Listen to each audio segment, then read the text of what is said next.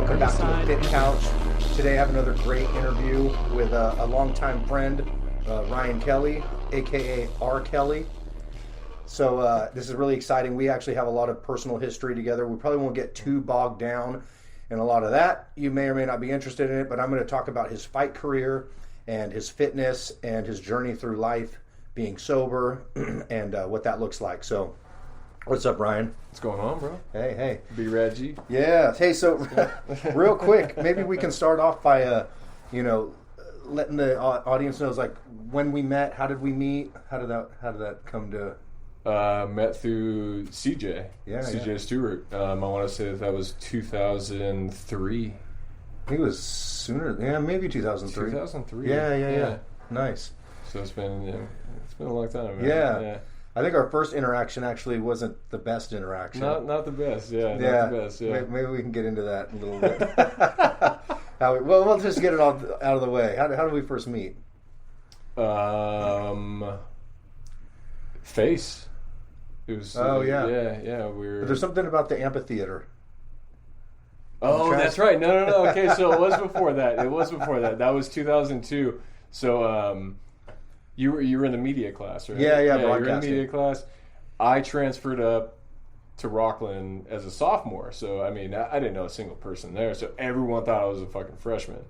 And then I forget. I think I was out at like bathroom break or something, and you're like, "Hey, man!" Like, came up to me. You're like, "Dude, we're trying to do this thing for media class, and like, we want to roll a freshman down the stairs in a garbage can." And I was like, "I'm not a freshman," and you guys were like, "Well, you want to do it?" I go, "Yeah, fuck yeah, I guess so. Yeah, let's do it." And I remember just going, "Boof, boof, boof," and then somebody ran out. Yeah, some teacher had a conniption. He's like, "What are you doing?" And I like crawl out the garbage can, and those things slam, dude. The amphitheater steps are big. Yeah, I never knew what that would sound like with a body inside of it. Yeah, but it starts at the top of the amphitheater because it's steps, and you just heard doom, yeah, doom, and then all the way. So down. Correo comes running out, or Pearson comes running out, and start scolding you guys, and I was like, no. We got a tongue lashing. I was like, no, I volunteered for this, like, as tribute, Yeah. Like. Well, unfortunately, and we're good friends now. We all grew up, but I think you took a lot of abuse back then. When we were younger, I was on the hand of that. That's kind of molded me into, what I pursued for. Well, years, we'll get into that too. Yeah. So, you've been clean and sober for a while, right? Yeah, I'll have 12 years in July. Yeah. Heck yeah, right on. Fucking awesome, freaking man. Awesome, man. Yeah. So, one of the things that's really exciting about you is, not only what a great friend you've always been, despite the abuse in the beginning of the relationship. This was an abusive relationship, but it turned out all right, right? Yeah. This is 22 years later, right? Yeah. Damn, that's crazy. 22 years ago is when the first time I threw you down. Actually, the first and last time I threw you down the amphitheater. All right, so with the fight thing, like, how did you get involved? Give us the story on how that happened. Like, what got you involved in mixed martial arts? How did that take off? Like, paint us that picture. So I think I was probably about 12 or 13. Started doing Arjun Kempo over in Antelope, and kind of like drew a real love for it. I liked the structure of it, the discipline, just kind of everything revolving around it, and then just kept playing soccer, baseball, and then I think it was right around the time, it's probably 2005 when you started taking jiu-jitsu classes, kind of off and on. Yeah, I think it was 2006. Somewhere around there. Yeah. And then it just kind of reignited that spark of, like, wasn't playing soccer, wasn't playing baseball any longer. I wasn't doing anything competitive. So then it got to a point where I was like, you were doing it, and then you're like, hey, like, let's train together, let's do this, that, and the other. And then all of a sudden I found a gym and had about 11, 12 amateur fights and turned pro in October of 2006. Wow, yeah, you crammed a lot of fights in there in a short period of time. I remember that.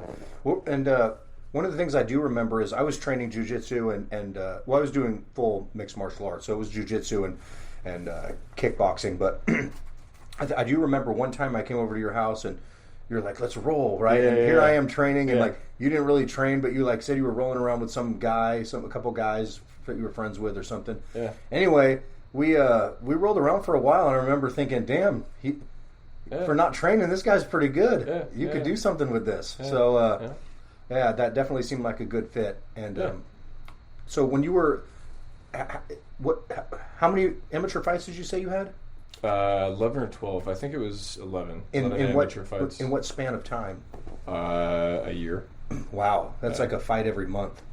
Yeah, There's a lot to recover from. Yeah. Sometimes it was twice a month, and then take a month off, and then get back into the gym. And then there's smokers. It's basically smokers. Mm-hmm. People just show up at a gym, and 70s are over here, 55s are over here, and then it's just bracketology. Like if you lose, you're out. If you win, you move on to the next round type thing. Oh, cool. So where have you ever traveled for fighting? Oh yeah. Yeah. What are some of the places you've traveled to? Laos, Malaysia, Thailand, Nice. St. Petersburg, Belfast. Oh wow, nice.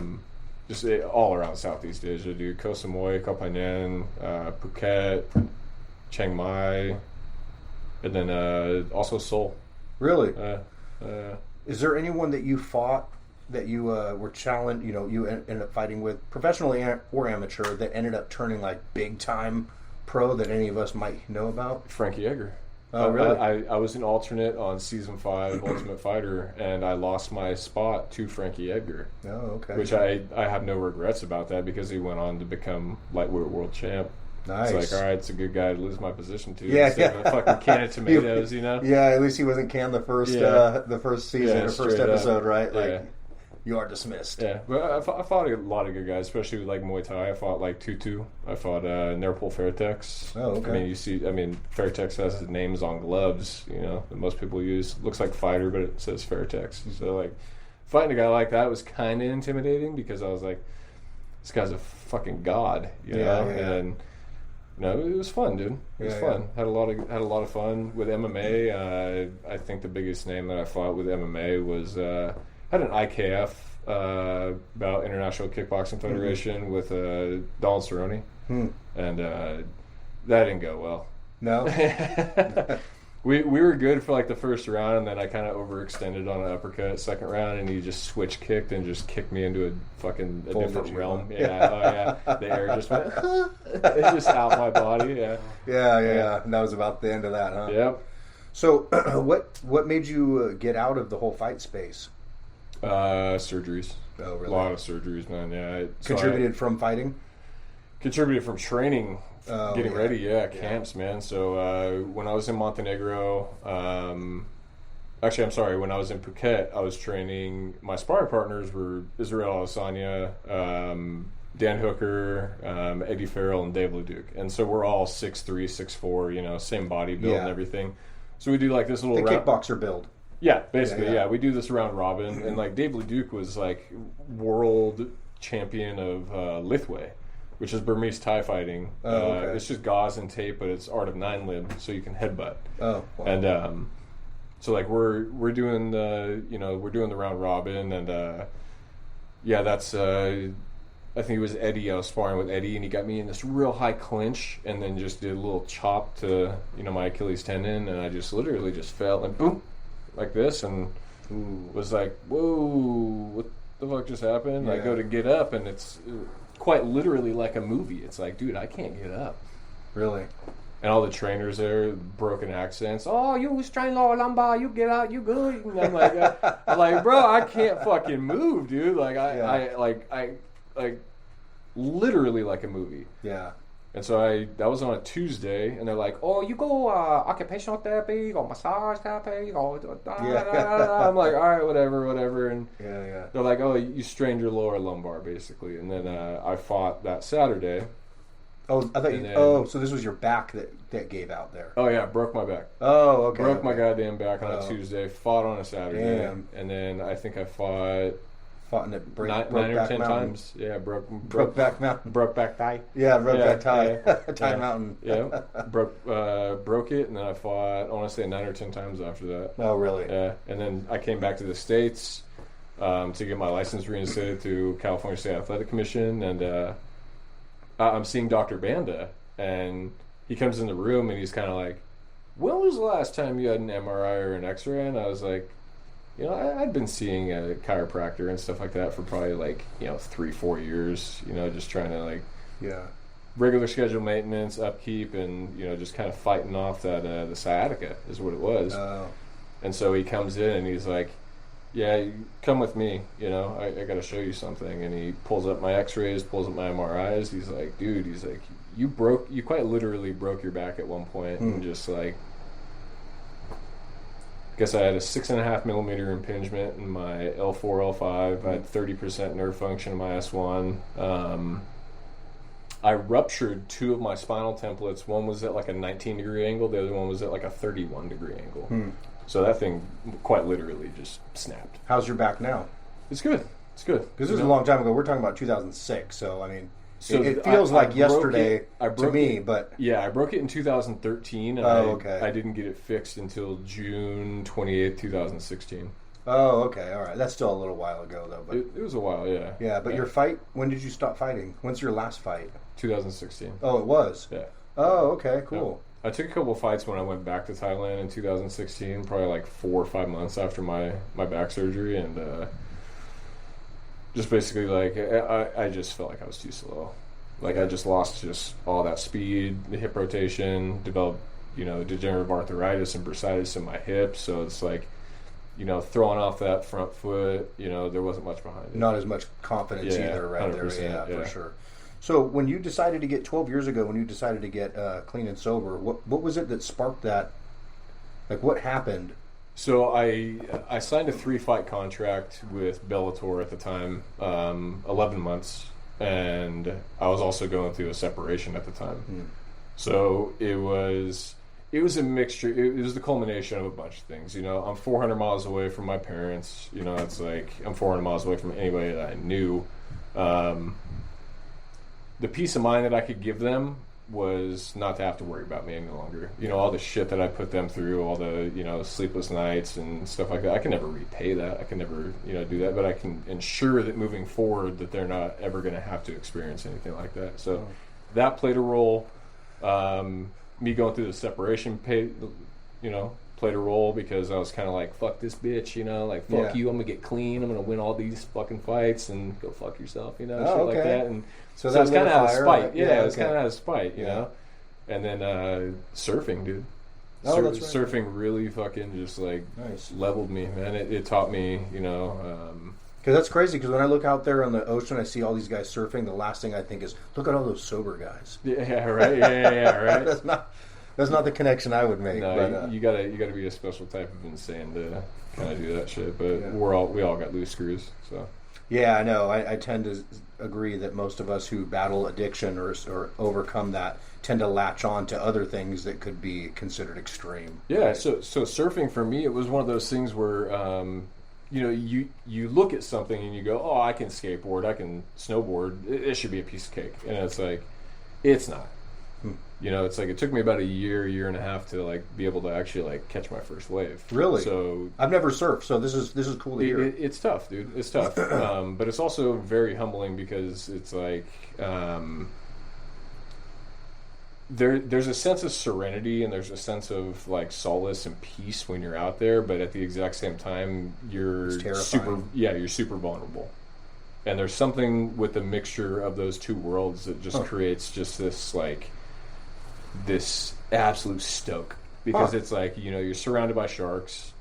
Is that the biggest fear for surfers, is sharks? For sure. Yeah. Oh, really? Yeah. Okay. Yeah, for sure. Unless you're hitting, because you don't seem to be that far. I didn't think surfers would really that deep out into the ocean. You don't need to be. I mean, the more that they overfish, the oceans, sharks come further inland looking for food. Oh, okay. That's why when you hear, I'm pretty sure in your line of business, you hear the term sustainable seafood. Yeah, that's bullshit. Yeah, that's complete dog shit. Yeah.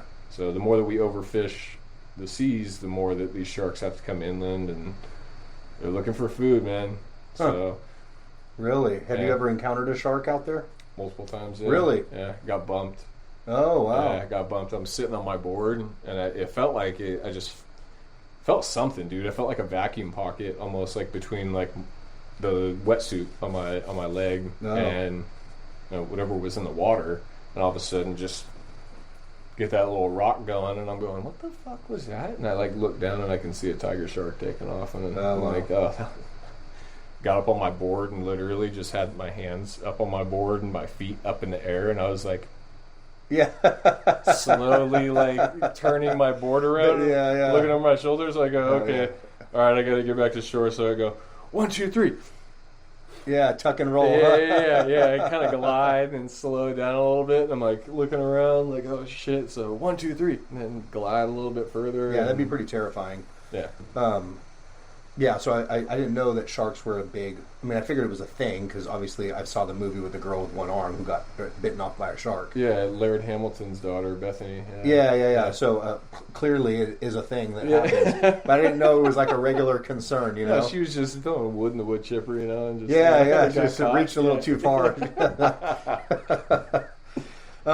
So, again, with the getting clean and sober thing. So you went through a separation. That kind of triggered you to start. Did you keep that path going? Like the second you decided to get clean, it stayed? Or did you have a few bumps along the way? It was literally surfing one day that just completely just solidified everything for me. I went out to First Rider in Malibu, and they blackballed it. They had the flags up. It was pumping really heavy. It was probably 8 to 10 feet. And so there's a Toyota Tundra, the lifeguard, and they go up to Zuma and they go back. And I know I've timed it multiple times. So is this Southern California? Yeah, Malibu. Malibu, yeah. Okay. So I've timed it multiple times, and it's like it takes the Tundra 9 minutes to get up to Zuma and 9 minutes back. So I'm going, okay, cool. I have 18 minutes to get out and around, catch a couple waves, and not get caught, basically. Oh, okay. I see what you're saying. That's not that much time. Paddling out takes about like 2 or 3 minutes, especially when it's pumping like that. It's like you take the conveyor belt out and around just to kind of conserve your energy, not let the lactic acid build up from just paddling for 6-7 minutes straight. It's strenuous on your body. Went out there, caught 2 waves, and then these bigger sets started coming in, and I hopped on the second set, and nose of my board went directly into the water. Wave picked me up and just threw me. And so I'm underwater, and when I go underwater, I do this. I don't want to hit my head on a rock and go unconscious. That's the first thing I'm doing. So when you're under the water, you're in this meat grinder. You have no idea which way is north. You have no idea which way is south. You have no idea where you're at. Only way you can do is you grab your leash and just... Your board's buoyant. You tether your leash all the way up to the surface. And I was under for about a minute. And... I got to the point where I was going to pass out. I was going to drown for sure. And all of a sudden, the swell just kind of pushed out a little bit, and I hit this little pocket and came up and went. And right when I did that, I saw this massive house just drop right on me again, dude. And I just got tore up, dude. Ended up crawling on the rocks and just like puking up all this salt water, and I get into shore, and it was a murky ass day out there, dude. And I just sit on the shore, and I just kind of just sit there, and then all of a sudden, this break in the clouds happens, and this beam of light just hits this spot on the beach where I'm at. Oh, cool! I didn't know this is where the story was going. All right, let me know something. And I'm just kind of like, I sat with it for a minute. And I quickly realized that I'm a tough guy. I'm a tough motherfucker. But Mother Nature almost just took me out and didn't even blink. Yeah. Mother Nature's the biggest, baddest bitch out there. Word. No ramifications, no court. Yeah. She would have killed my ass and kept no moving. Empathy at all. Yep, nothing. That's when I realized that, I'm this small in the realm of things. Yeah. It humbled me a lot, man. And I think that's a big part of getting sober and staying sober is being humble and recognizing that you're not the most powerful force. And I know those two things for someone who's not an addict to understand, like, well, how does that have anything to do with it? I don't really know how it has anything to do with it, but it does. And like 100%. There's something about like understanding that there's a power greater than you, and you aren't it.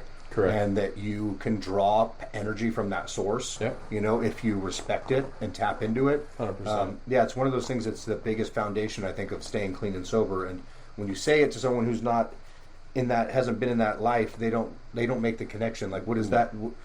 what does that have to do with anything? And like, I don't have an answer for that. I just know that it does. Right. It'll shatter your ego. Yeah, it's like the 12 Completely steps. shatter Like your ego. a lot of those steps, you're like, well, why? What is this going to have anything to do with me saying no to drugs or alcohol or whatever it is? Right. I don't know, but it works. Yeah. Like if you do these things and you like give back and you be of service to other people, Correct. and you realize that you are not the most powerful thing in the universe.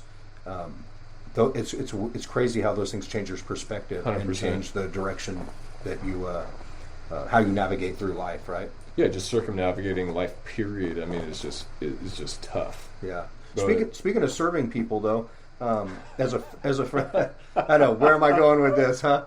Where am I going? No, you've been a great friend of service, and I remember I don't think I'd seen you for years, like a lot of years, and then you show up at my house in North Highlands. I think you were living in LA for a lot of years, right? 12 years, yeah. Yeah, you were living down there for a while. Yeah. And then all of a sudden you show up to my house, and here comes this guitar. Oh, yes. Yeah. Okay, tell the story, because you can. So, you go ahead and share. was it Brett? Yeah, Brett. Yeah, so, you know, one of our good friends that we obviously grew up with, you know. Yeah. You know, moved down to LA and was going to CSUN down there and just kind of went off the deep end. And this is like 2000 and... 18? No. 18, No. Yeah, when you came back. But when I gave him the guitar... When I was visiting, yeah. Yeah, okay, so yeah. I'll give the backstory. I gave our friend a guitar to play. Yeah. And I gave him that guitar to play in like 2008. Yeah. So he had that guitar for a long time. Yep. But I always knew he had it. I knew he had respect for it. And I knew if I ever wanted it back, I could get it. Well, anyway, yeah, then he moves down to LA. And so we're talking about, I gave him this guitar in like 2007 or 8. Yeah. And then all of a sudden, in 2018, Yeah. so 10 years later, 10 years later, So you come pulling up to my house, Yeah. knocking on the door, and say, hey, and you got this guitar that's been gone for 10 years in LA, and then Yep. it just makes it way back, and I haven't even seen you in 10 years. So anyway, that was just super cool, because I was like, man, I haven't seen this guy in 10 years, and he took the time to get my guitar back and bring it all the way back up to Sacramento. Yep. I remember that was your baby, man. Yeah, I know. That was your baby. I grew up playing, my hands were attached to that thing. Yep. In Flames. Yep. Yep.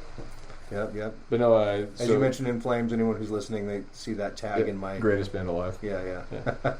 I think, definitely. But no, he was struggling, you know, he still is. Yeah.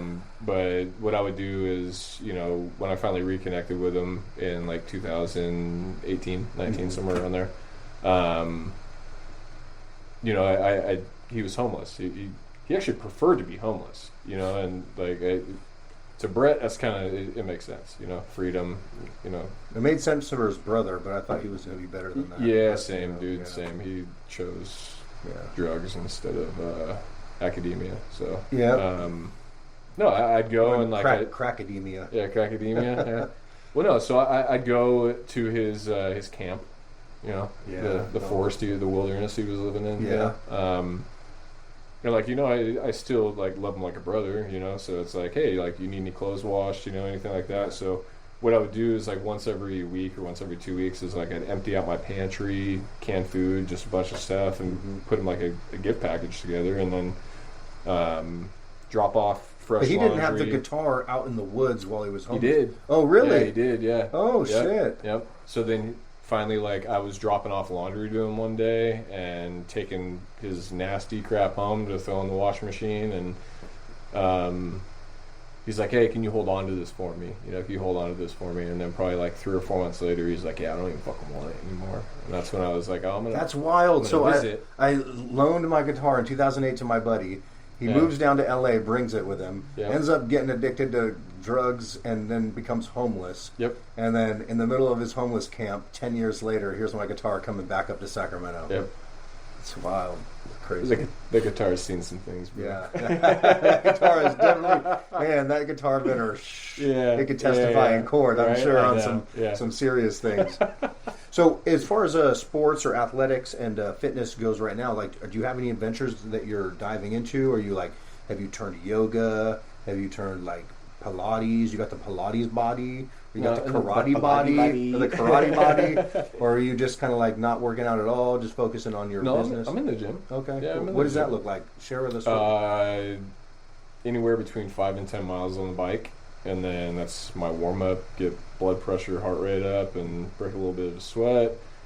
Just go do plyometrics, just stuff to kind of strengthen my lower back, core, balance, range of motion, just strict fundamentals. Oh, okay. Just So- like real mobility stuff and 100%. athletic type training, right? Yeah, You're not doing a 100%. lot of heavy weightlifting or anything like that. Nah, not anymore, man. Yeah. See, the last guy I talked to, he went into the same. He kind of got away from the bodybuilding style working out Yeah. and got more into like calisthenics. 100%. And says he loves it a lot better.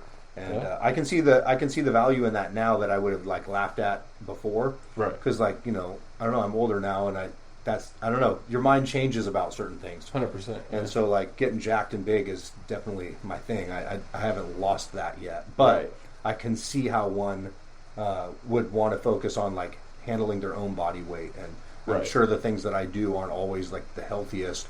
Like, having massive amount of muscle on you isn't always probably as healthy as being, like... It's just tough on your musculoskeletal. Yeah, system, and you know? so, and I don't know. There's other things that we do in bodybuilding that may not be healthy for us, right? Yeah. The good thing is I That's do my his life. Yeah. Yeah. Although in I do my cardio and I do eat my vegetables and I have a very clean diet, so that might offset it a little bit. But either way, I can see if you had all those things that I do right and then did some more like functional stuff like that, your joint health, your heart, all that stuff 100%. might be better. That's what my main focus is, just because of all the injuries I've had. Yeah, I mean, I can see I that. think it was 2022. I mean, I displaced tibial plateau fracture, displaced tibial plateau fracture, basically broke both my legs. So just getting back into the gym in the past year has just been functionality,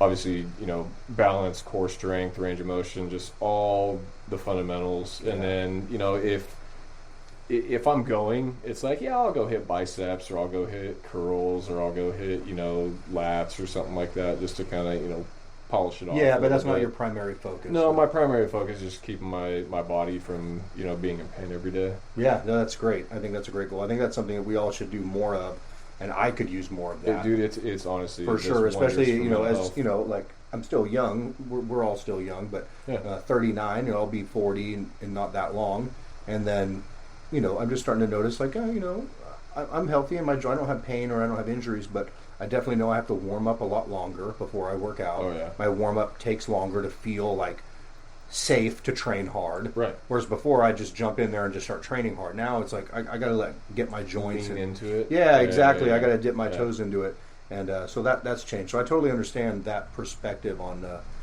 doing more mobility stuff, and I think that's something I need to include more for myself.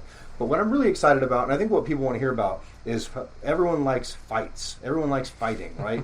So I want to know, give us your best knockout. Like, did you ever knock anyone out, like Yeah. by actual Oh, yeah. knockout? Yeah. How many, and like, what was the best knockout? What was the best knockout best. to watch? And then what was the best knockout for you that you felt the best with?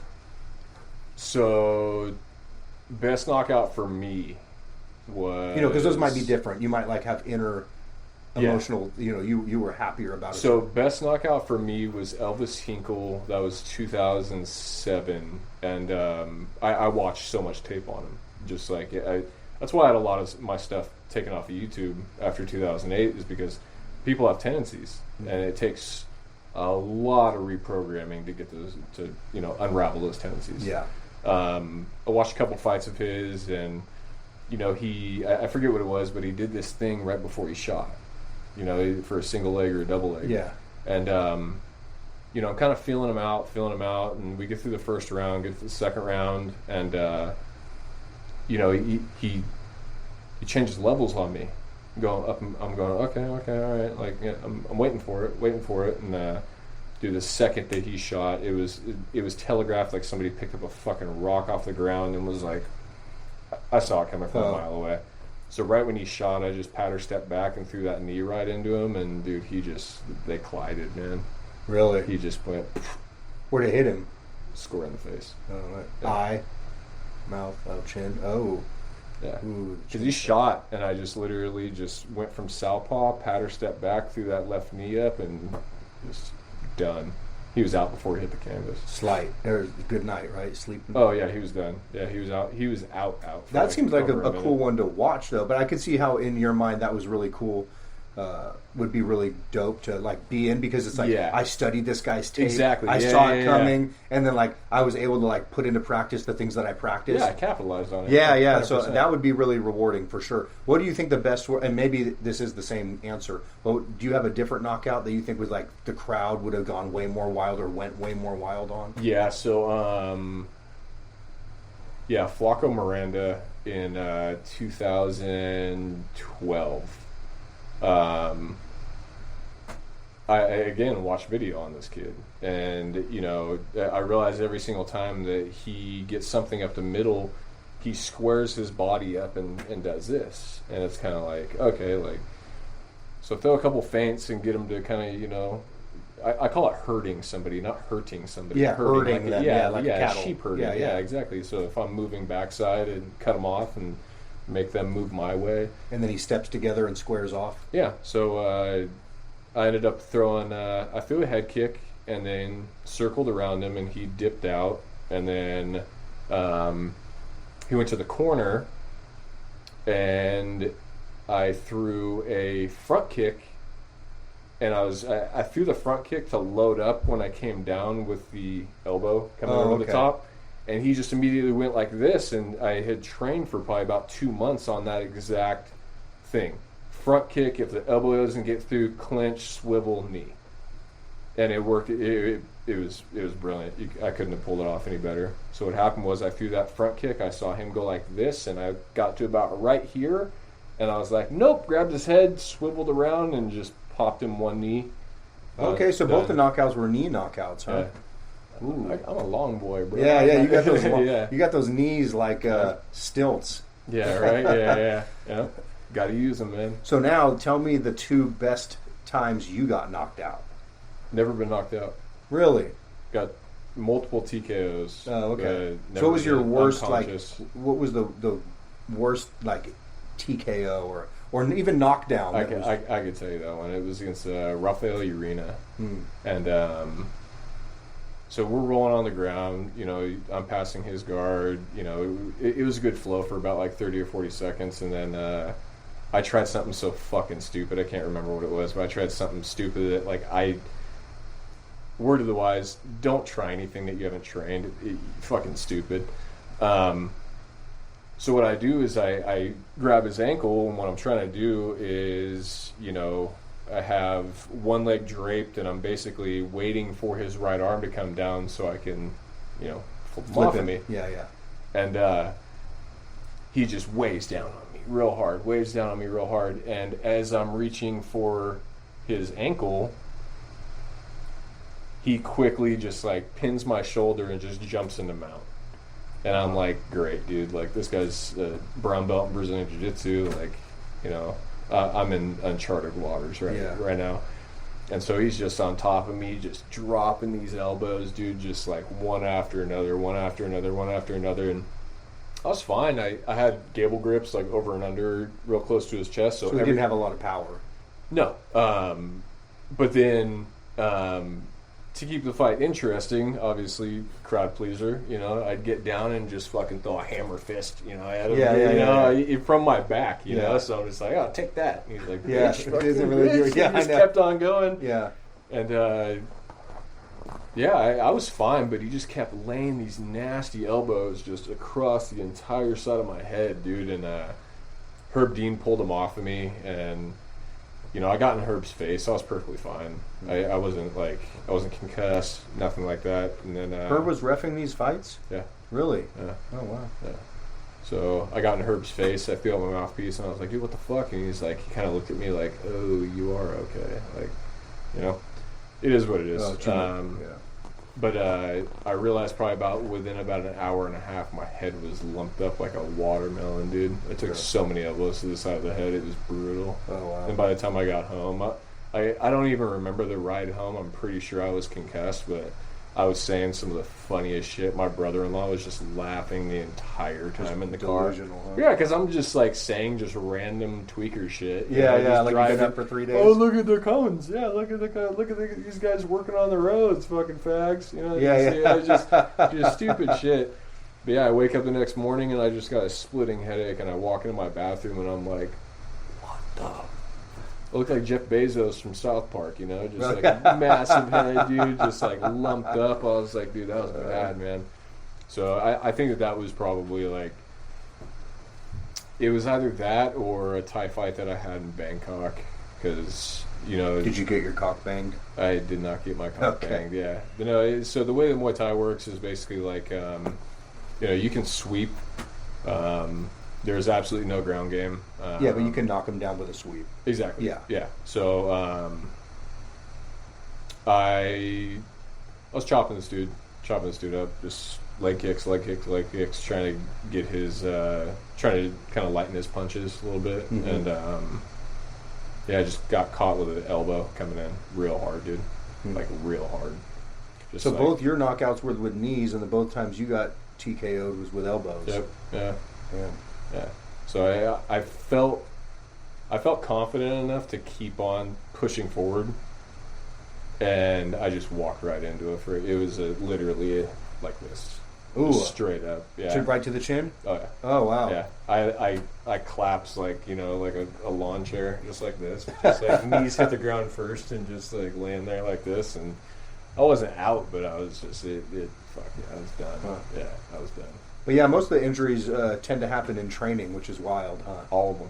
I know. Yeah, every single one. It is wild how that works. So I tell people that they're like, oh, well, I've never been injured, or I've never done that, and it's like, you've clearly never pushed your body to that point, and yeah, that's what it is. It's like, well, because in training, you train harder than what it will be in your fight. 100%. Yeah, you're 100%. Like going way harder. Oh, dude, when I first started, way longer. You're rotating fresh opponents. Yep. You're like, yep. Yeah. So when I first started training, my coach Jay Foster, he used to fight for Pride, you know, over in Japan, and so he's like, "Yeah, I want you to run," and I'm like, "Okay." And I think me and you did it a couple times. You'd ride your bike, and I'd run over off of Blue Oaks Fairway area. Oh yeah, you remember that? Yeah. It was after the movie theater incident. You stopped by Strikes. Oh yeah. That's funny.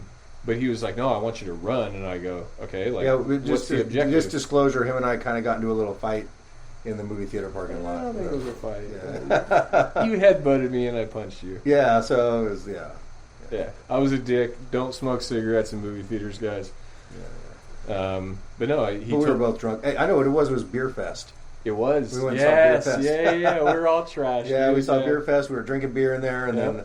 Yeah, and then me and Donnie started smoking cigarettes. Yeah, and they got out of hand, and then I think I headbutted you or something, and you punched me in the mouth, and then like, I don't know. But you looked at me kind of like, I wasn't expecting asshole? That. Yeah, I wasn't expecting it. He hit me with this jab, and I like totally took me off guard. Yeah, you looked like DuckTales for a week. Yeah, that was funny. But no, he told me, he's like, okay, run, and I'm like, okay, where to? Like thinking that there's like an objective here or something like that, and he's like, no, just run. I'm like, well, fuck, dude, like, you can come pick me up or something like that? He goes, fucking go run.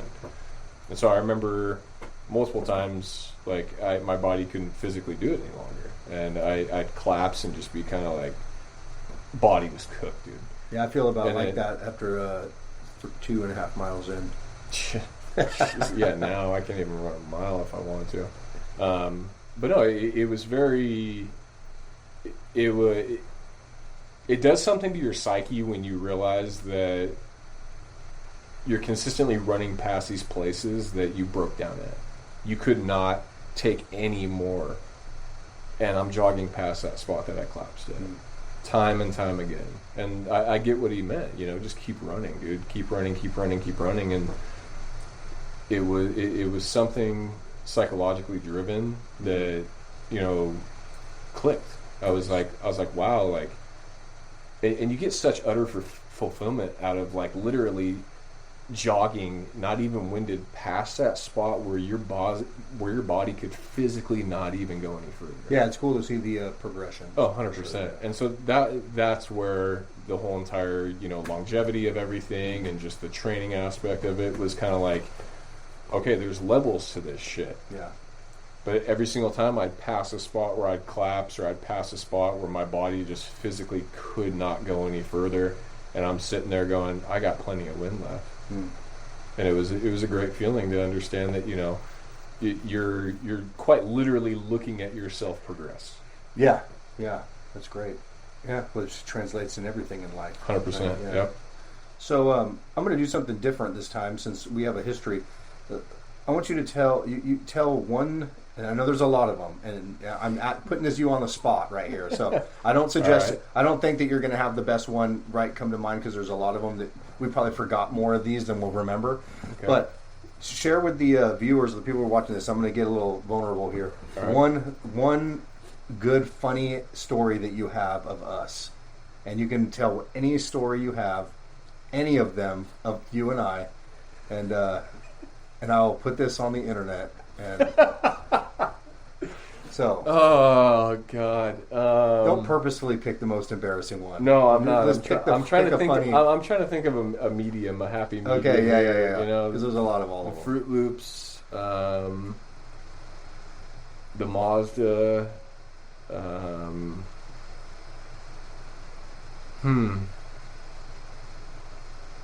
That's a tough one, dude. That's a really tough one. Shit. All right, sit on that for a second. We'll come back to that. Okay. I want to make sure that we get into that. On this. I'm gonna think yeah. On so this. Maybe something will come to mind as we start talking here, or as we continue this. So with athletics now, you're kind of just focusing on mobility. What are you doing for work? What does a retired MMA fighter do for work now? So I was doing professional private security contracting. Oh, okay. That seems to check out. Yeah. Yep. So I worked with varsity team, operators, just military guys. This is down in Malibu? No. The Boo. In the Boo? No, down in L.A. Okay. Down in L.A., yeah. Malibu's most wanted? Yeah, Malibu. The Boo. Yeah. But no, I did private security contracting down there. Ran point for Drew Carey, Adam Sandler, Kendall Jenner. I think that's the right one that she ran through half, I think the 15, 16 NBA classes ran through her. I'm Having pretty all sure. of them ran through all of them? Yeah, I'm pretty sure. I can't get them. She's the sexiest one. She's okay. She's the cutest one. Yeah, I think I know who you're talking about. So we did her 818 tequila company party. Oh, okay. And I was next to her the entire time. Oh, cool. Just running point, and she was there for 45 minutes, man. But there were some other ones that I legally can't talk about. Okay. So you did some private security, but now I'm gonna plug you right now. So right now you sell cards. I'm a professional card analyst. Yeah. Professional card analyst, a PCA. Yep. A PCA. He's a certified PCA, guys. Yep. And so where can people who want to collect cards, what cards do you analyze? What cards do you sell? How can we help you grow your business and help the people who So, dude, I have my website. I just don't use it. I find no use for it whatsoever. I mean, people will literally see my website and they'll still message me on Instagram. So Instagram's where they should find you. Yeah, the Instagram for my card page is KXGXP. It's Kilograde Prep, KGP. Okay, so say that again. KXGXP. Oh, okay, cool. Yeah. And these are these baseball, basketball, anything. I mean, I'm working on maps right now too. What's that? Maps. Oh, maps. Yeah, okay. Yeah. You're not selling Pokemon cards or Yu-Gi-Ohs? I just sold a Pokemon card for $6,000 last month. Really? Yeah, I was just throwing out a joke there, but no, you're for real. Yeah. Okay, so you sure. sell cards, and so anyone who wants any cards of value, do you sell them in packs? How does that work? I don't sell cards. So what I do is basically there are grading services to get your cards graded, which is going to determine the worth of the card, right? So a 10 is equivalent to X, and 9 is equivalent to Y. So a lot of times you could have a 9 that's worth $1,200, but a 10's worth $8,000. So what I do is I evaluate and analyze these cards and basically fix any type of imperfections that would hinder them from actually, grading the best. So like corners and corners, surface, edges, centering, can't fix that. I didn't go to fucking Hogwarts. Yeah, no, I mean it's booming because like I mean especially with the grading companies nowadays, it's incredibly subjective. You have another human being actually giving their opinion and issuing a grade. Is there a when you're grading these cards? Is there a scale that you use, or 100%, yeah. Oh, there is. So yeah. and not just a scale, but there's just some kind of algorithm that helps you determine like, is this value like how many were printed? You know, It's not as much. So yeah, I will look at population for a card, but at the exact same time, it's like if somebody is giving me, say, a card raw, a card just not encapsulated or anything like that, not graded. They're giving me a card. It's worth like $100.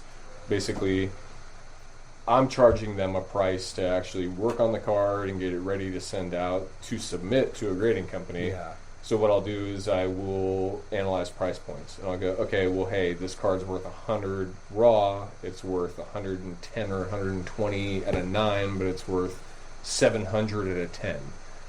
So it's like most of the time I'm transparent with all my customers as far as like, look, man, you don't want to grade this. You're just going to end up losing money. It's kind of pointless, and I'm more of like an advisor when it comes down to it. I mean, I'm doing probably about 300 to 400 cards weekly. Really? Right now. Wow, that's a lot. So anyone who wants to get their cards graded or wants to sell cards, they should go to KXDXP? KXGXP. GXP. Yeah.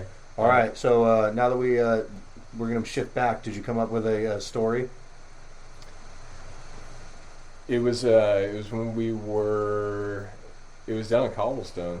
Okay, sure. It was down in Cobblestone. Were you there for for when Mario pulled the gun on Brett? No, I was not there. No, Okay, then I got to scrap that one. Yeah. Okay, this is am I okay to say all this? Yeah, you can say whatever you want. All right, so we're breaking into this house. Oh, And you're gonna go there. Wow. Hey. Okay. You All give me right. the I green didn't light. tell you Give me anything. the So, green light. Okay. Go ahead. We're breaking into this house, and Brad used the doggy door to the garage. Yeah, you went up and unlocked the door and got in. And Allegedly. Yeah, allegedly. Yeah. And I remember it was me, you, and I think it was me, you, and Dylan. I mean, it would make sense, Mm-hmm. I mean, Billy. Yeah. Billy Bob. Dill. Dill. Dill pickle. Yeah, Dill. So you're like, I'm gonna go upstairs. Like, you pointed at a china cabinet to me, and I was like, okay, for sure. And there was like a bunch of those little Yadro statues in there that are like fucking like $1,000 a piece or something like that. And I remember I'm downstairs, and I'm quietly trying to open this china cabinet and stuff, and then all of a sudden I hear, oh fuck, it's you, and I hear, and I see you jump from the top of this staircase. It was a staircase that goes down. There's a flat right here, and then you go all the way down right out the door. And I remember sitting in the living room, and I hear, oh fuck, and I'm like, oh shit, and I look up, and I see you just go, dive like 8 steps down onto that shit, and then I see a buckshot hit the fucking wall, and you're like, we gotta go, and we both just took the fuck off. I don't remember this, but it does check out though. I mean, there's so many of these stories, but yeah,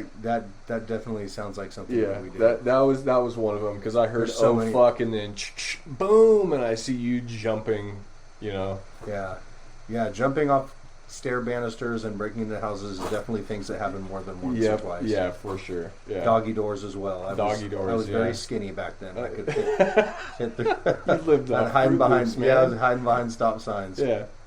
But all right. Well, on that note, I did say anything. So, on that note, Ryan, it was awesome talking to you. It's awesome to hear about your knockouts, and outside of the podcast, you and I are definitely going to catch up, and hope to have you on here again soon. Fuck yeah, dude. All right, man.